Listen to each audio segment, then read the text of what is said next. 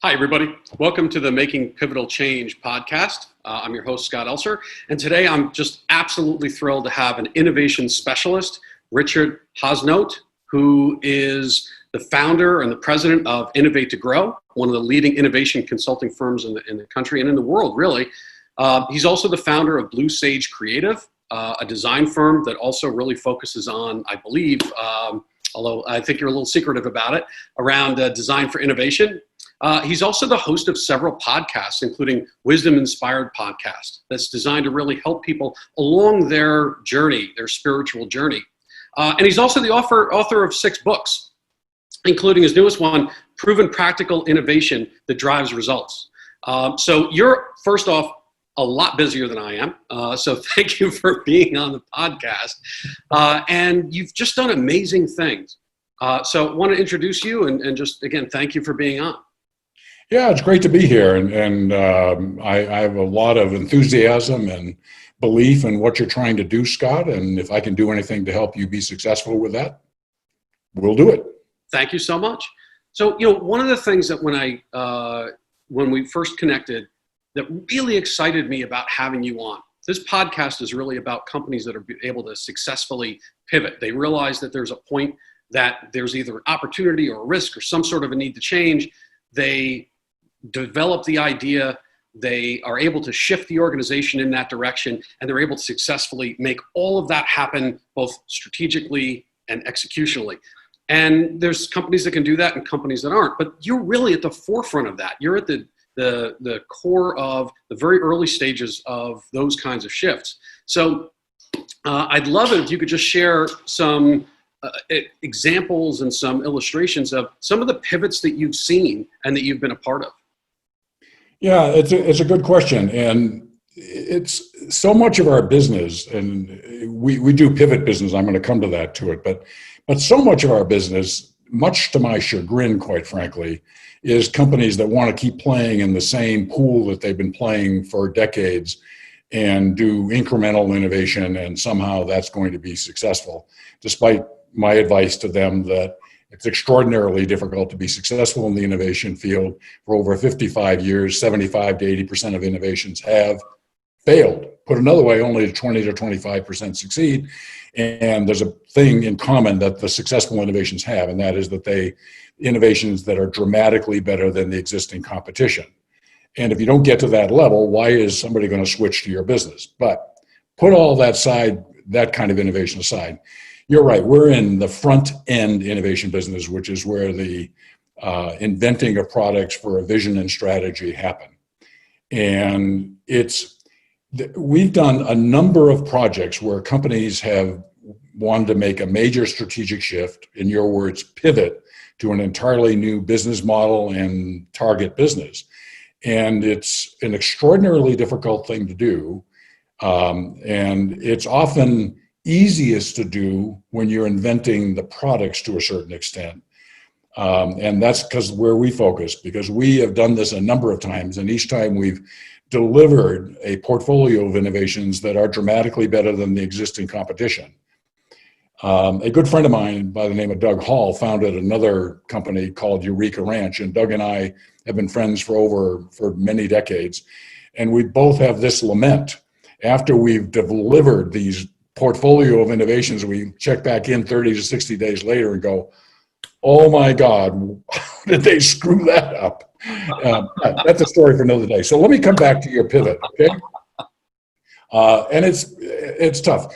I'm going to give you an example, a very current example of pivoting. And it's probably one of the best that I've been associated with so far in my career. Here's the situation.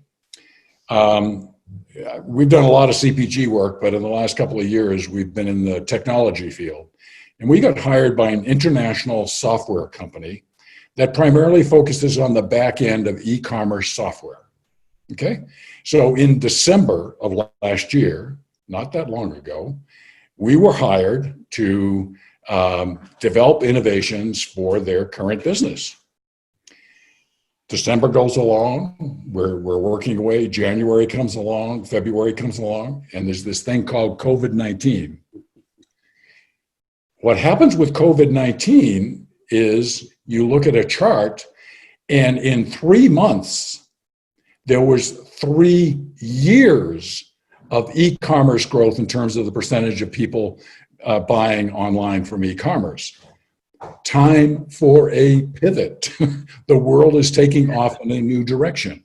So the pivot became focusing on how we could make the online shopping business dramatically better than it is today, and better than it is at Amazon. That's where we set the bar. Okay? That's not a low bar by any stretch of the imagination.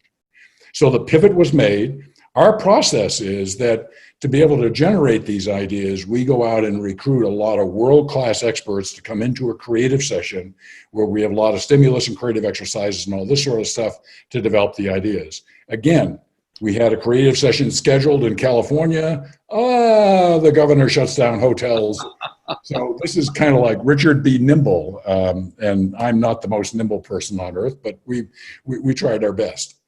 And so fast forward from that, we found that we adapted our process to develop and recently delivered 6 innovations that dramatically transform the e-commerce buying experience on any product page. It's mind-blowing what it can do for a client. So our client, which has many other clients like Walmart and Petco and other sorts of people that they help with their e-commerce thing, now have a portfolio of innovations that add up to dramatically improving the experience online. So we went from a pivot in like January, February to now where these ideas are fully developed, where we have identified the technology partners. Now the tough part.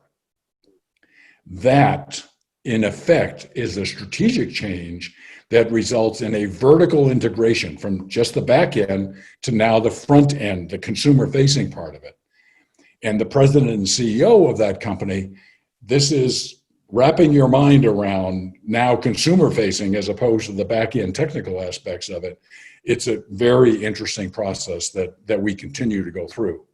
So it's the best example we've ever done of pivoting in the face of something that was happening very quickly, being in touch with what was going on in the world and the opportunities to do it. And we've done our best work with this one. I mean, I'm just so comfortable. So that's an example of pivoting right now in the real world. So that's a great example of, there's probably 20 different places that you could see that falling apart as you go through the process, right? Yeah. So the first is they were pivoting in the first place. Then COVID hit and they had to pivot in a completely different direction. And now your innovations have taken them to pivoting to a fundamentally different business model. What prepared them to be able to do that? Because most companies, either they couldn't wrap their head around it, they wouldn't be able to get cohesion around that decision, or they just operationally would never be able to make that kind of a change. Yeah, it's a great question. and everyone should remember the question that you're asking there. It is tough because the consumer-facing aspect of it, the satisfying the consumer, something that in your career or in my career we focused on, is not something that management has focused on previously. And they had to have some level of trust in myself and 1 or 2 other people that I involved in the process to be able to understand that this was the big move that could separate. Here's the thing, that could do 2 things. 1, give them competitive advantages against all of their back-end competition. 1. 2, give them entree into a range of customers that they today could not get into. And because they are offering something that other people can't offer, there's going to be a lot of sales at higher margins. So it's difficult. So the benefits are clear. The challenges of wrapping your mind around it that you just asked is the real thing. And since we're not in the marketplace with it, that's still a work in progress. But you're right, that is the thing. I'll give you another one that we did for one of the world's largest paper companies that decided they wanted to get into an entirely new customer segment and their needs. And we ended up delivering over 80 new product portfolio to them. and some of the best work we've done with great world-class experts and all this other sorts of thing. And this was the simple thing. They had all the technology to do it, but they didn't have the marketing expertise for this particular consumer segment. And that's where the wheels started to come off. They were modestly successful, change in president and CEO, and he says, I don't think we should be doing it. They thought they leapt over the thing of, hey, what do we need to do to get from here to there? Boy, I really love being there, but they didn't think through the stuff that took them, that was going to be required to get them there. That's where the pivots, that's why I said earlier, the pivot decision sometimes can be easy. This client, more sales, higher margin, competitive advantages. Oh, I love that. Right. And you can't get an army to pivot if you can't get the army to pivot, right? It's just not an idea. You've got to get a large organization and team with embedded culture and embedded way of thinking to think completely different. It's very hard to do.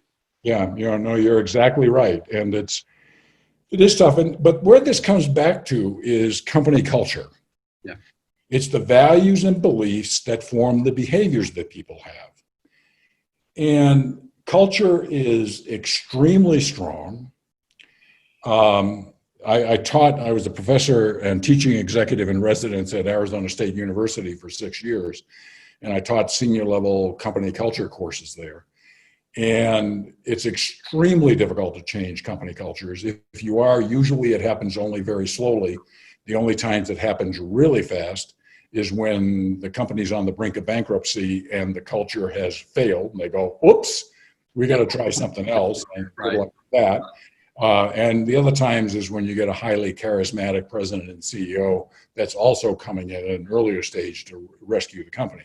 But short of that, it's extremely difficult to change, and it's extremely difficult to know what company culture is. I know in your coaching business, I'm sure you know this, that what a company says in its financial reports and in its marketing to its personnel and all that, what they say they stand for and what they really stand for and what they really will do and what they really won't do often are two very, very different things. Absolutely. It's one of the first things they teach on culture is it's got to be in you today. It can't be something that you aspire to but are never going to realize. Oh, amen. So, that's part of what you need to realize. So it's, if you're going to pivot, and in today's world, I mean, if you look at the data, and I'm just plugged into data every day in my computer, I get data on what's happening out there.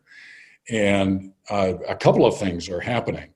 One, the level of spending and emphasis on innovation has dropped dramatically, with the exception of companies like pharma, as people try and pull back and try and survive. Right. Understand. I got that. But the problem is the world is changing so fast with your customer base and where they're buying it and why they're buying it and all that other sorts of stuff, that if you're not in touch with that and getting ready to be a winner that comes out of this, Bobby Dylan has a nice song, the losers today will be the winners tomorrow. The times they are changing. And that's exactly what's happening here. This is one of those great opportunities for people to realize. I mean, you can go, I'll just give you an example that to help people kind of understand the importance of what's happening right now and the opportunity that's in front of them. You can go back to the pandemic, the bubonic plague back in the 1300s, when somewhere between 30 to 60% of the people in Europe died. Okay?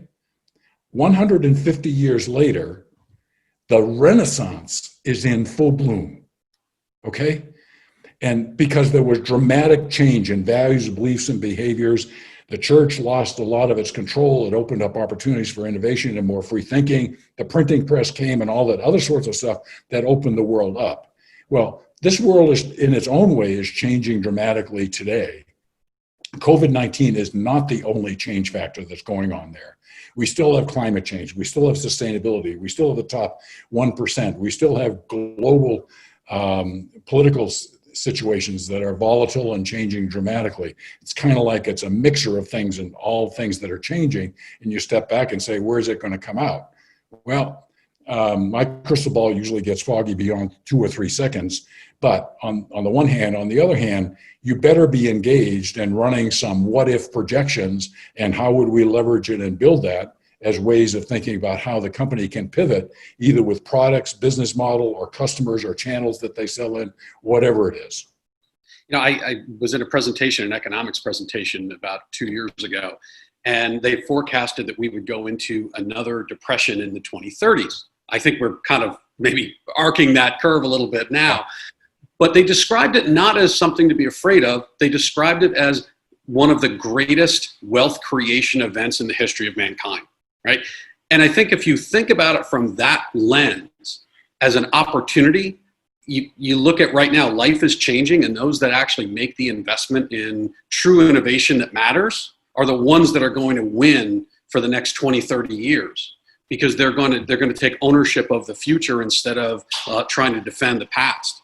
And I think that's the amazing, one of the things that prompted me to make this podcast and create this was the incredible opportunity for those that do pivot, that really do see the future and make that risk and make that investment. The riches are out there. They're there to be taken. Yeah. The other insight I'd give you on this is that you can go back, and I'm a fan of history and mega trends and all that sort of stuff. And when you have change, you have a lot of pain because you have the destruction of old forms and ways of doing things. And for a lot of people, that can be very painful. But they make way for the emergence of new ways and opportunities of doing things. And you just need to understand the bigger picture. This is part of a flow. This is part of a change process. And there's lots of guiding lights out there. We do, one of the things that I've studied and worked with clients for a long time is we're really plugged into the megatrends, the longer term things that are bringing about change in our world. And they, quite frankly, that is the undercurrent of what's going to be influencing what's going on with COVID-19, sustainability, climate change, and all the rest of the things that are going on. So this is a great time for your podcast. It's also a great time to remind people standing still is almost a guarantee of how to get car tracks running up your back and off the other side. You'll get run over. Amen to that. Absolutely. Yeah. So let me ask you this question in terms of when people engage you, they've made a fundamental decision that either an opportunity is there or something's not working. But you're a big investment, you're a big commitment. And when people bring you in, they obviously had to have hit some sort of a threshold point. Outside of just the COVID issue now, which has sort of driven people to look at that a little more critically, what typically is that tipping point when a company says, you know what, we need help because we need to change and we can't do it ourselves? And the key here is they can't do it themselves. This is a cliche that I've developed, but it's got a lot of truth in it. It's very difficult to develop out of the box thinking from people that live in the box. It really is. Okay, 1. 2, this is not a question of outsourcing to an external company versus internal. That's not what we're about. We're about collaboration, bringing the very best insights from people inside the company, sitting down in the same room and using a process that we do to develop ideas with expertise that the company doesn't have. But what we come into, I'm going to answer your question this way. There are 2 questions that I often ask in those initial sessions. And I'm going to give you an example of one. A good friend of mine was president and CEO of a company. He brought me in, he actually outsourced the leadership of innovation in my company for a year. And we're in the session, which was to develop a vision for success. Where do we want to go and why? And in the first 20 minutes, I asked the question of the entire group, what business are you really in? And my good friend Mike spoke up and he said he picked up one of their products and says, Richard, it says right here, that's the business we're in. And I go, Mike, I got it. But what business are you really in? Fast forward to it. We redefined their core capabilities about what they did with products in a way that resulted 9 months later introducing an entirely new product for the company that was their biggest innovation and sold over $100 million in sales in year one. Wow. In a category that wasn't even in the company before that. Why? Because we redefined what business they were in, which really says what core capabilities and expertise do you have and how might they be deployed to do even more? Okay, so that's one question. The second question that we often ask is, and I touched on this earlier, is, okay, I understand what you want to do. I understand what you think success looks like. But I'm going to tell you that in my experience, you've probably got an 80% chance of failure. And I'm sure you don't want to do that. Let's set the bar here. Let's set the bar at developing innovations that will be dramatically better than all of your competition. Set the bar there. Is it difficult to do? Sure. That's why we're going to work together. Okay? You couldn't do it yourself. We couldn't do it alone. Together we can do it. But if you don't set the bar there, and if you don't shoot for that, your chances for failure are 75 to 80%. And that's been true for 55 plus years. Okay? So, and that results in an entirely, whoa, wow, where can we do that? And all of a sudden we need to intimately know how good the competition is. That's a pretty good place to start, right? And what capabilities do you have and what leads do you have and all that sort of stuff that then results in what a vision of success looks like. So incrementalism is a very difficult way to innovate. It's, I've been, I was at a place, Procter & Gamble, that for a long time, product improvements was called a thing. It was called innovation success. And I would, even when I looked at it, I went, okay, we sold this product improvement or we sold this line extension. Retailers said, okay, you've got 3 SKUs today. You're going to have 3 SKUs after this. Which one do you want to discontinue? And now you do the financial analysis and tell me how in heaven's name is that going to be a financial success or move the meter in any freaking way, shape, or manner? And the answer is it ain't. So it's because of our experience, and I've got a team, a core team of people that have led more front-end innovation sessions than any other company in America. And I know that's a big swath, but it's absolutely true. And we've got a Hall of Fame record of innovation successes of well-known brand names and client, the top marketing and CPG companies out there. And it's the very same thing. We come in and we challenge them to do that. We ask what business you're in. They sometimes look at us strangely and want to throw us out the door. They're like, you don't know what Pepsi is, my friend? Don't you? Why did we hire these guys? I've asked a couple of those questions myself a few times. We have silent, and then they never spoke to us again. Right. Yeah. But you ask those provocative questions to get them thinking about things that they haven't really thought about before in new dimensions. We're not always successful with that. You know that. You've knocked on the doors. But when you do, then you get these big opportunities. So if you looked at it and said, okay, people, it's the old be careful what you ask for. Yeah. So I'm sure you've dealt with a number of clients who felt like they wanted transformational change, but when you delivered to them the transformational ideas, they said, oh, no, we're only kidding, right? So what are the things that you, from your experience, found to be the things that somebody really needs to be ready for if they truly don't want just the belief that they're doing something, but they actually want to do it? It's a great question. And here's a thought for you. The process that was used to develop the idea when they work with us is a collaboration between internal and external experts. And the innovation meter is turned up high. They then take those, whoever from the company was involved, then they then take that back into the company. Manufacturing, R&D, the finance people, who look at it and go, The finance people, yeah. are they crazy? What we let people know is that when you move from the front end stage to developing the prototype and the business model and the business case for these things, innovation cannot stop. You need to continue to be innovative about this. You need to be willing to consider new business models. You need to be willing to consider new suppliers and partnerships. You need to be willing, you need to be willing, you need to be willing. And it's probably going to be most helpful if the thing that worked for you on the front end continues through the stages, where you bring in external perspective and expertise working collaboratively with you. It's not something we regularly do, although we advise people. I've done it lots in my career. Like you, this podcast is fun for you. Inventing new products is fun for me. Okay?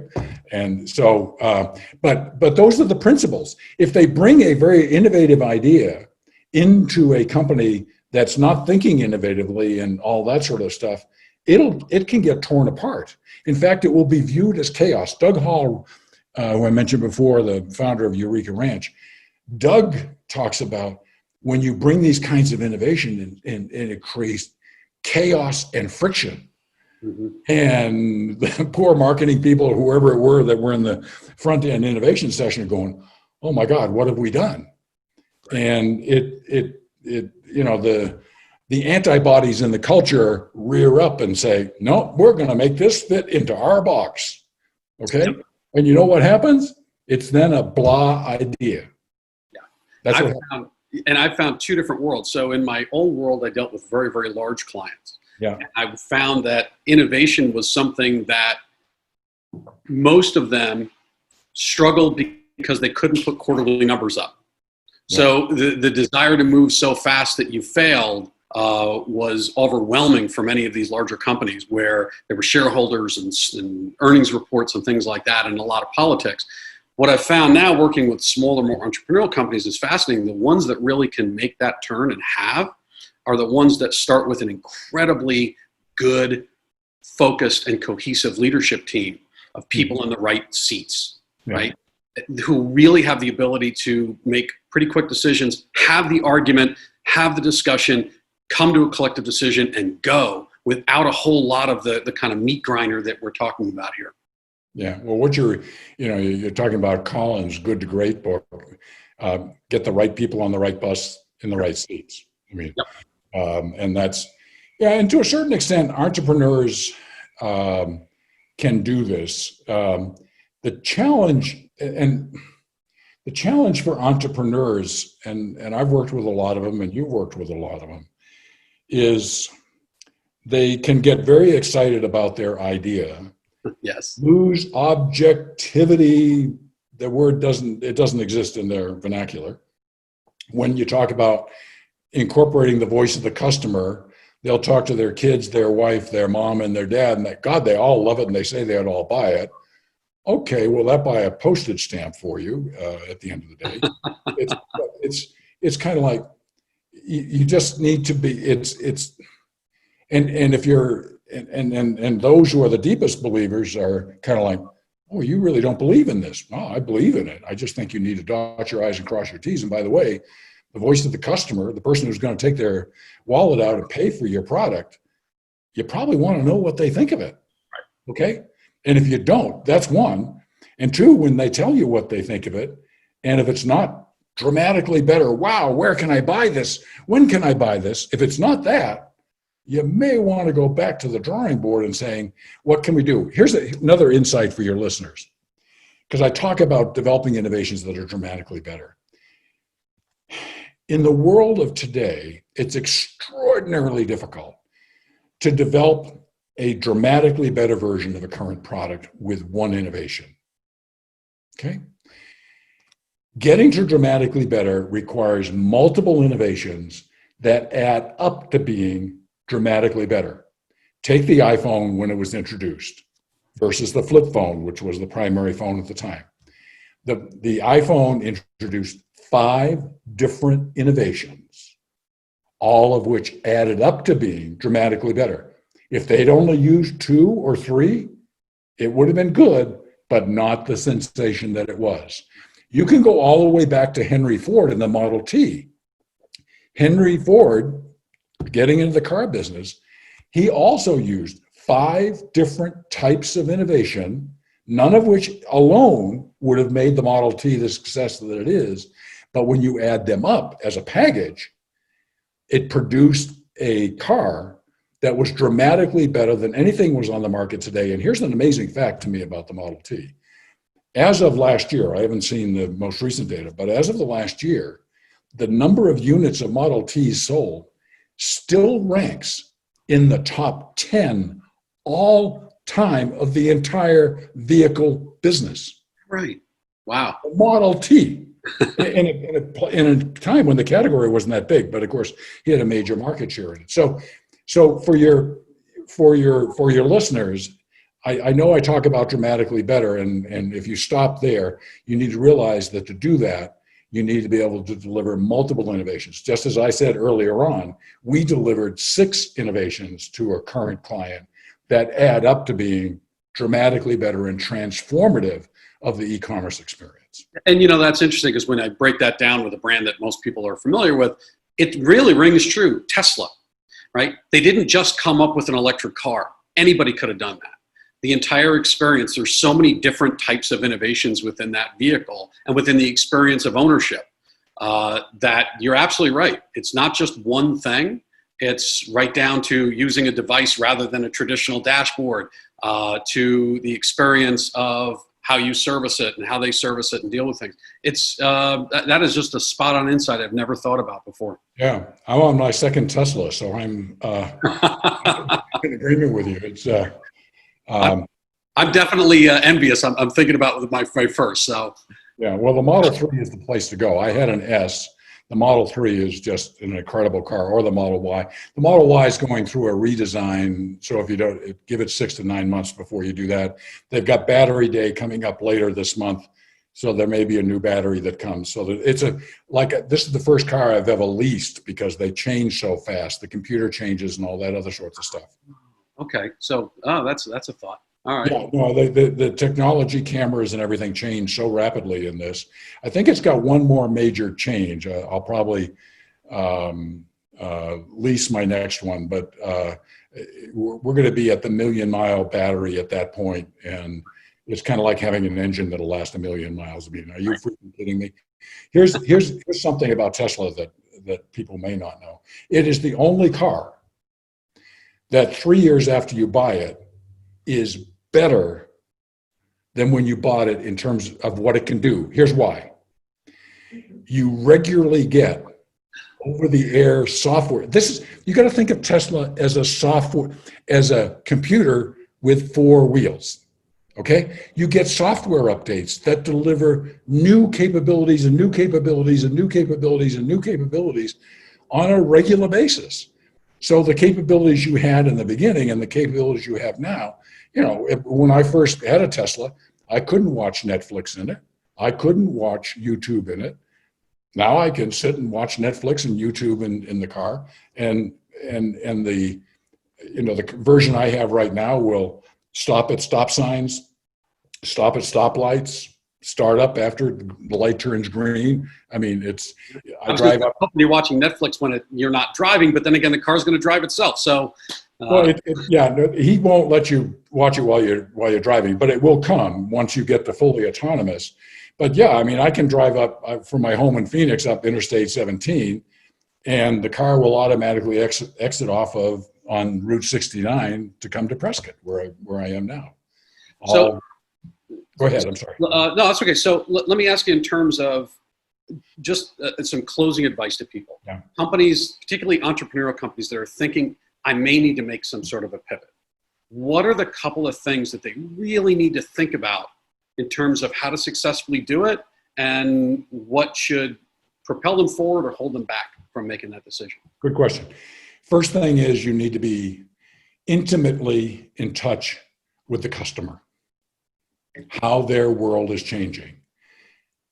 Qualitatively, maybe, but you want to find a quantitative research. Quantitative research is when you're looking at a sample of your customers, it's a nationally representative sample that will give you results that are accurately projectable at the 90% confidence level. In other words, quality insights into what's going on.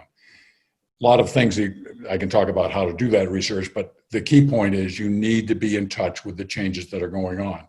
It's research that you originate and industry research. I will tell you, the McKinsey company, I subscribe to virtually all their newsletters, and holy mackerel, have they got a wealth of free stuff that really helps you stay in touch. So the first thing is be very much in touch with your customers. What's changing, what their likes and dislikes are, what they wish they could have, and all that sort of stuff. The second thing is you then need to do some projections of, okay, the world is changing, looks like it's going in this direction. If I continue that out for another year or two, what might that look like? And then the next question is, how do our core capabilities and expertise today, and maybe ones that we could partner with, how could we then develop ideas that could create for us a new business or a much bigger business based on those projections on where things are going? When you get those two together, you got good insights, and then you say, okay, how can we leverage that and open yourself up to anything and everything as a beginning point for this? You then get what starts emerging is a sense of what a vision for success for you could look like out there. And in the course of doing that, just don't do activity. Just don't get things into the marketplace. Set the bar, again, at dramatically better. Again, that hasn't changed for 55 years. The failure rate of 75 to 80%. You have great chances for success if you can be dramatically better than your competition. Is that easy? Everything I've just said, is that easy? No. But that's the price of admission into being the leader of tomorrow. Phenomenal advice, Richard. Thank you very much. I want to thank you for joining us today. You've provided an unbelievable amount of insight. I'm incredibly grateful. I don't know if you have any closing thoughts, but I'll kind of open that up if you do.